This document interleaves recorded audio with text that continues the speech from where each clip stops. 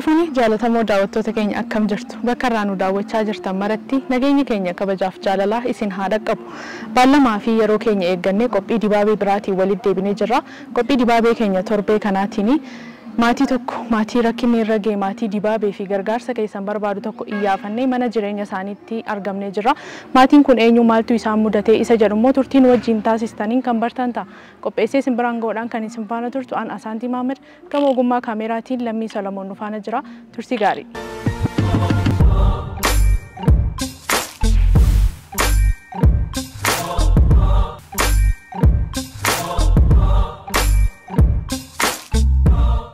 Galatoomii simannaa keetiif.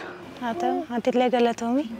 Maqaa keenyaa jedhu. Maqaan koo Hawwii Alamuun jedhama. Mucaan kee hoo maqaan isaa? Rabbirraa Tsaggaa jedhama mucaan koo. An kanan dhaladhe Midaaqanyiidha. Ana godina Shawaa Lixaa ana Midaaqanyiitti dhaladhe. Kanan guddadhes achuma. Anan maatii godhadhee dhufe immoo garuma asitti dhufnee booda. Abbaa manaa kiyya jechuun asitti tanii taana jechuudha. Rabbirraa maaltu mudate? Rabbirraa kan mudate duraan nagaa ture kittileeroon gochaa ture. Dhalootaan waan dhufe osoo hin taane rakkina mana yaalaa irraan ture. Ulfaatee nagaa ture? Yeroon ulfaate kittilii Phaawulosittan gochaa ture. Anaan na dhukkubaayyuu jechuudha. Ulficha sababa ulfaatiif si dhukkuba moo dhukkuba biraas? Anaan tiruu na dhukkuba ture. Infekshinii tiruun qabaayyuu. Infekshinii tiruu qabdadhanii gujirraa achitti na barreessanii. Achiin booda kittileetoon achi godhadhu Phaawulos irraatii gara biyyaatti hin barreessise. Godina Shawaa Lixaa. Phaawulos irraa maal siin jedhan? Phaawulos irraa asitti da'uu qabda malee asirraa deemuu qabdu jedhanii ture isaan. Maaf achitti barreessisiifattere?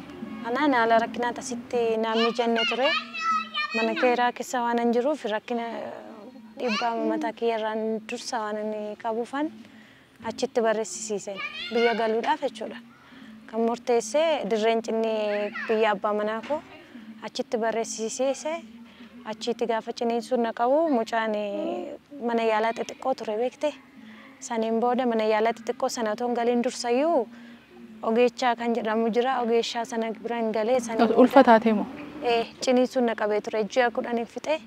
Ji'a 10 amma ji'a 10 sanatti kittilii isaa addaan kuteen ture. Hordoffii ulfaa adda kutte? Ji'a 9 booda. Sababuma rakkinaatiif adda kutte? Sababii rakkinaadhas tokko achiis immoo na harkaa fuudhu didan isaan. Daa'ima moo? Rifeerii Phaawulos irraa fudhadhee deeme narraan fuudhee ture. Asitti hin deebineere?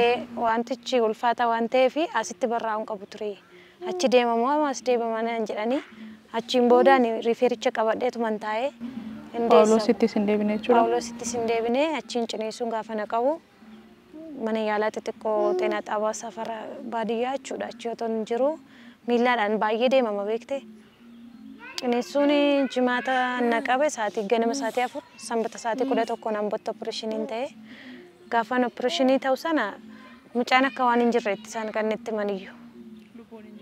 Akka waan mucaa osoo hin taane ana lubbuu baraaruu malee mucaan akka waan jiraatutti nan turre. Sa'aatii sanatti baay'ee dhiibbaan irra ga'ee tureyyuu sababii dookteroota jechuudha. Baay'ee keessa gadi bu'eera mataan isaa. Dhiibbaa irra ga'ee sana altiraasaawundiidhaan ilaalamuu hin danda'amu ture? Ergasiiti moo? Ergi dhalatee ilaalameera. Jechi koo osoo ulfa jirtu hamma guyyaa deessutti rakkinni fayyaa isaan beekamu ture? Beekama. Inni fayyaa ture. Noormaaliidha mucaan. Rakkinaan qabu jecha? Rakkinni anarra jiraayyuu ture. Ananii hamma Phaawulositti deemeyyuu. Phaawulosimattiyyuu kittilii anan gochaa tures immoo rakkina mataa koo tiruudhuma infekshinii tiruu nan qaba siin jedhee malee rakkinni mucaa bira hamtuu hin jiru ture. Rakkinni na bira ture. Sanii booda mucaa argeen akkasitti Phaawulositti Ambootti ergee intini ta'e akka muqatti kifilii galu ta'e kutaa galee kutaa sana immoo ji'a 1 fi bultii 21 ta'e. Phaawulos galee Phaawulos irraa Raas Dastaa turre. Raas Dastaarraa biyyatti furannee galee saniin booda mannis mana kiraa waan ta'eef nutti ulfaatee achiitti deddeebi'uun immoo nutti ulfaateef biyya isaatii dirreen cinnii jechuudha. Dirreen cinnii biyya isaatii waan deddeebi'uun nutti ulfaateef deebinee dhufnee asii kireeffannee teenye. Asii kireeffannee teenye. Yeroo sanatti hojjetanii jiraachisuun fa'aa hin danda'amu ture abbaan manaa kee karaa dinagdeen hojjetee faasin gargaaru. Inni kan sira hojjeta. Hojii dhaabbataan qabu. Hojii guyyaa hojjeta, hojii humnaa jechuudha. Hojii humnaa hojjetu sana amma tokko kan hawaan daayippeerii isaa bitu kan waan tokko bitamu mucaan jabaatee anis hojii jammarutti isumatu wanti neechaa ture waan mana kiraas jechuudha. Hojiin immoo garmalee kan isaas dhabamee anis na dhukkubee anis na tabaasnaan inni mana waan isaas ergii dhabamee mucaa qabu qabee waan akka gulliitii goommanuma waan tokko warruma safara mana kireeffadhee taa'urraa liqeeffadhee goommana ittiin fiduu qabe. Mucaan erga dhalatee rakkina fayyaa akka qabu barame isa yaaluudhaaf carraan arganne moo maaf yaalaminaaf? Mucaan deemnee turre amma keenya yaalchisuudhaaf jechuudha. Amma Paawuloositti deddeebisaan ture namoonni keezii daa'imti isaanii kanayyoo ta'an taane ootizimii dhaloota achumaa kan dursaa qabaniyyuu namoonni yaalchisan jiru. Isaan kan gillitti namni yaalchisan afaaniin annaqee gaafadheen ture. Kan dhuunfaa gaafadhu birrii guddaa akka gaafatudha inni isaan natti himan. Birrii guddaa gaafata garuu mucaan kee warra keezii ootizimii irraayyuu baay'ee xiqqoo ishee aktiiviidha. Inni fayyuu danda'a. Carrariidhaan ilaalamee sammuu isaa kana keessa narvii mataa isaa kan wal tuqee keessa ilaalamee fayyuudhaaf carraa guddaa qaba jedhani. An birrii achi ga'u miti aansaa mucaa baay'ee natti ulfaachaa jira. Daayippeerii guyyaatti birrii 60 hin bitaa aannan malee jechuudha. Firri isin gargaaruu danda'u afaan hin jiru ture? Firri kan koo lamaanuu hin jiranii durumaayyuu. Haati koo abbaan koos hin jirtu. Haati koo daa'imummaatti nurraa beddelamte. Maatii dhumaanuu daa'imti obbolaan koo kan gadiyyuu mana namaadha kan isaan jiraatan. Amma jechuudha. Kan abbaan koo immoo eenyuma du'e maatii na gargaaruuf biraan qabu. Kan isaa immoo haati isaa dhukkubsatti baay'inaan. Adda baanee jiru. Ishee gargaaruuf jecha abbaan isaa asii zabanya eegaa jira. Hojii eegumsaa? Hojii eegumsaa hojjechaa jira. Haadhuma abbaa manaa koo gargaaruuf jecha sila isheen dhukkubsattu asiiti hojii eegumsaa hojjechaa jira. Innis maatii nu gargaaruu biraan qabu. Tole. Rabbirraan gaafa dhalate rakkina yookaan immoo ootizimiidha siin jechuun maletti rakkina fayyaa adda ta'e kan ootizimii irraa ala ta'e maal qaba? Kan rakkina isaatiin ala waan tokko iyyuu hin qabu laalchiseen ture amma tokko. Duraan ammaatti hin dadhabiinitti dhibee biraa waan tokko iyyuu hin qabu. Yeroo takka hin kuffisa isumatu jechuudha. Hin urgufee yeroo kuffisu sana kiniiniin tokko jira. Kiniinicha laadhaa fi sanii booda Paawuloosiitiin haa kenname. Paawuloosiitiin fuudhaa ootizimiidha maqinsa. Daa'imman gaafa dhalatanii mana yaalaarraa ilmi kee rakkina akkanaa qaba jedhamee maatiidhaaf yoo hin himamne ijoollee fayyaa qaban fakkaatu beektaa keessaafuu ijoolleen ootizimii qabanii yoomidha kan mucaan keessa rakkina fayyaa akka qabu kan bartan? Mucaan baay'ee nama noormaalii fakkaata ture. Furdinni isaas addatti ture kan inni baay'een tinee jechuudha. Mucaa akkasii waan dhibeema waan akkasii qabadee yaadne jechuun natti sin himamne qorichicha bichaan zimmedee laadhaaf malee qorichi akka inni dhibee kana qabu hin beeku. Rakkina kanarraan akka gaame keessaa baasee waan hin beeku hin qabu ture. Amma ji'a nagaadhaan mucaan noormaaliidha si dhukkubsatees hin beeku qorichicha bichaan akka fudhatu hunduu waan beeka. Mucaan noormaalii fakkaata ji'a booda isaa boodadha kan inni jechuu qabe. Isa dursa garuu yeroo sana iyyuu yeroo tokkummaa seeraan argateera ta'e ammayyoonaan turuu naan jedhanii ture dookteeronni kophaatti haasofsiiseen ture. Malee ji'a booda. Kan bartan? Asirratti irratti barree. Ergasii booda gara hospitaala geessuutti gara yaalii akka argatuuf deemuun kan jalqabame jechuudha. Ergasii furmaatan qabu qorichatti kennanii qoricha sanaan jiraachisuun alatti akka fayyuuf carraan qabu ture. Qorichichi yeroo hurgufuu tokko jira mitiire isuma bicharraa gaaggaa malee qoricha mucaa kana ittiin noormaalii ittiin fayyisee fooyyessuun miti. Isa garuu kan isaan natti himan shorobbiin tokko jira. Shorobbittiin tokko torbee lamatti sinnumaa torbee lamaan inni fayyadu 3,000 fi birrii 200dha. Ishiin tokkittiin jechuudha. Isa immoo ani isa bituu mitiiti nyaatuma iyyuu gahaa kennaaf hin jiru waanuma nyaadhu irraan qoodaaf. Sayyuu danda'ee nyaatu alalfatee nyaatu waan akka laafa akkasitti laattaa fi addatti barbaada jechuun waan nyaatu. addatti barbaada. Addatti immoo qopheessuu fi haqimee waan hin qabneef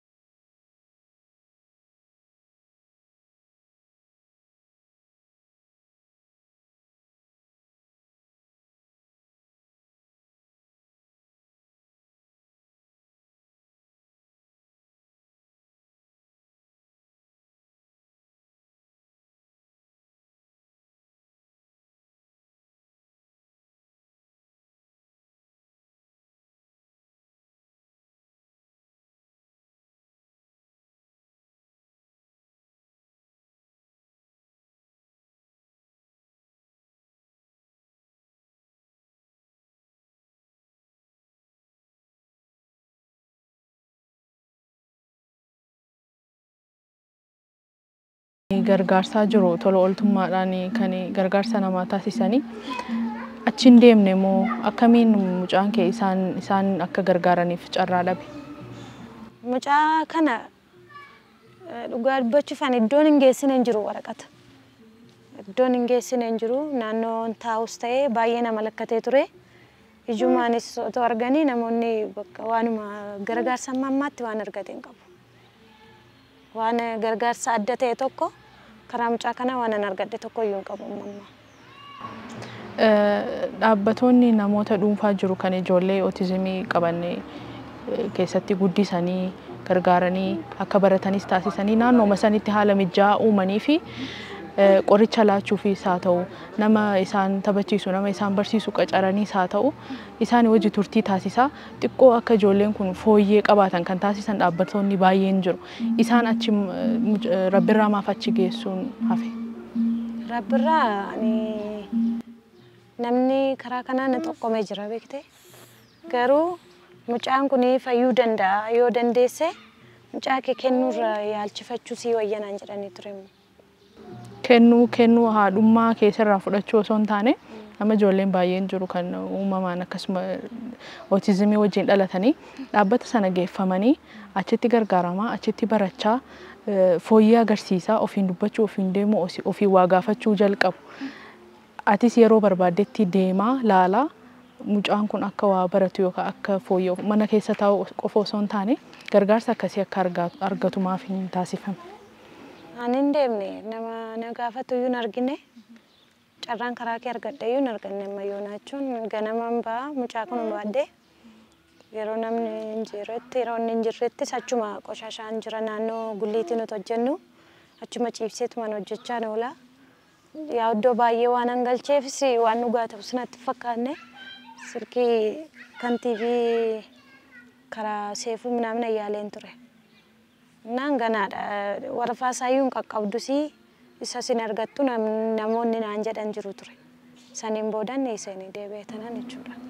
Tole ammatti waanumaati gulliitiitti gurgurtee argattuun jiraachaa jirtu moo abbaan manaa keessa hojjechaa?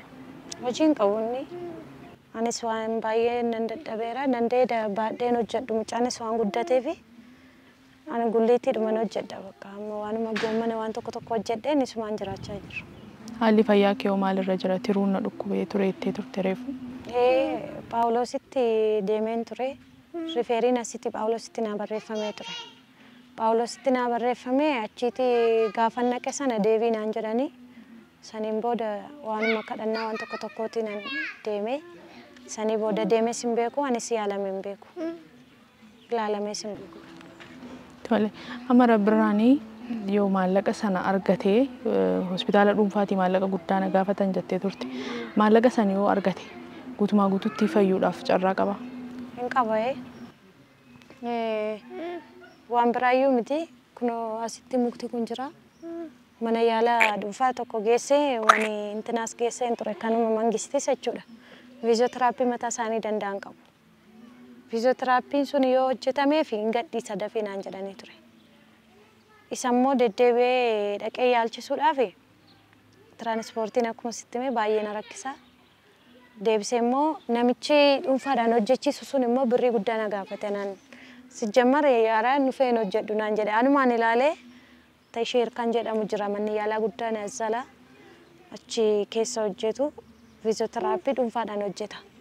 Namoota inni hojjetee fi ijoolleen akkasii fayyan argeera gaafan dubbisuun garuu birrii hin dandeessu waan ta'eef hin ta'u naan jedhe. Achiin booda meeshaa isaan ittiin hojjechiisan ilaalee tanan galee kanatti muka kana afaan hojjechiisee fi waan biraa hin danda'u beeyansisama kanallee akkasitti yaalama inni.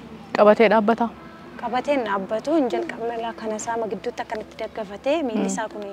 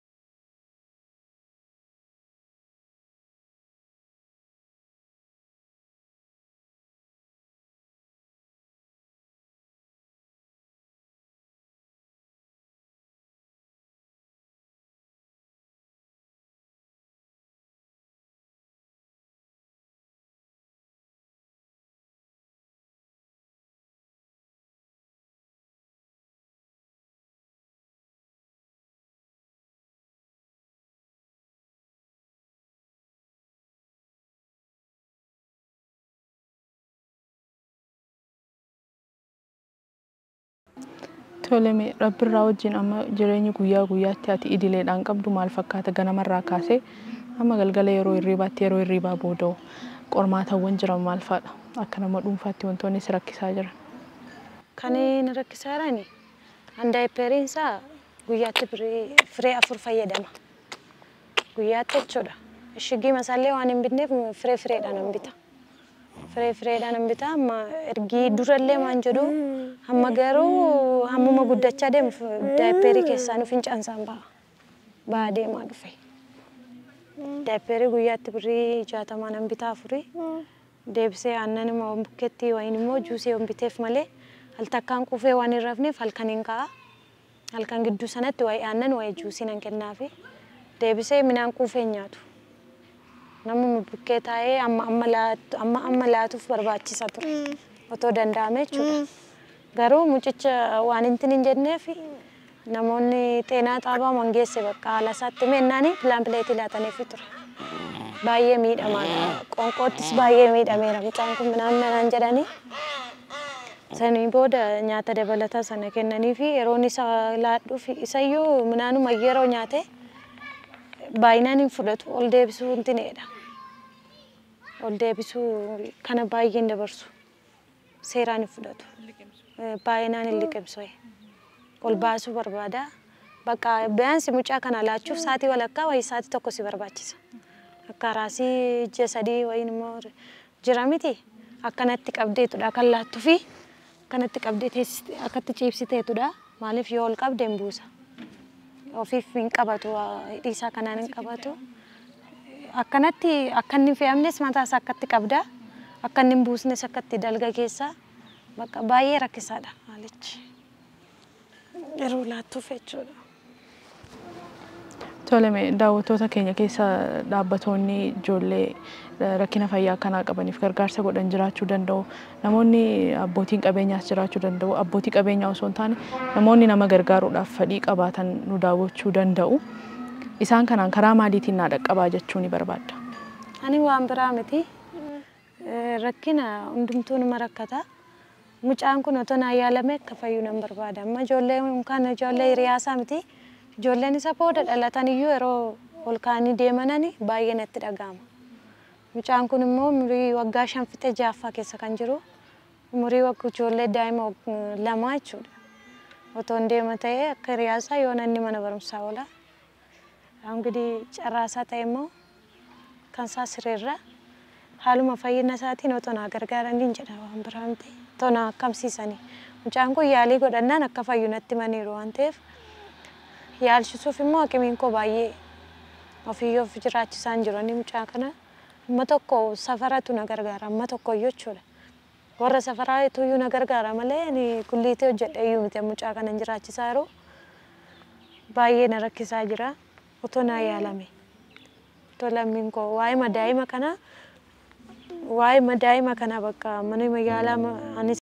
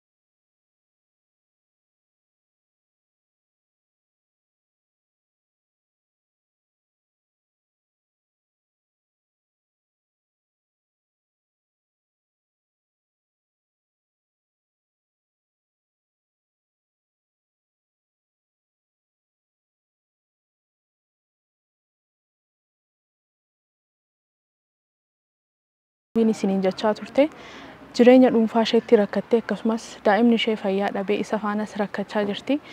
Daa'imni koo silaa irra carraasaa ta'e malee akka hiriyoota isaa ba'ee naa barata jechaa jirti. Amma barnootuma miti fayyaa isaa afur rakkoodha. Namoonni gargaaruu barbaadan daa'imni kun ka'ee boru nama fayyaa ta'ee arguu yoo barbaadan akkasuma imimmaan hawwii haquu warri barbaadan lakkoofsa akkaawuntii fi bilbilaa as jala jiru kanaan ishee qunnamaa gargaaruu ni dandeessu. Waan qabdaniin bira dhaabbadhaa quncee wal gargaartee arba hiiti akkuma jedhan nutis wal gargaarree daa'ima kana fayyisnee boru iddoo guddaatti isa arguu dandeenya. Qopheessee isin biraan goodhaan kan isin faana turte an Asaantii Maamad gama ogummaa kaameraatiin Lammii Salamoon nu faana ture hanga xumuraatti waan nu daawwattaniif galatooma. Dibaabee torbaan dhufuutiin hanga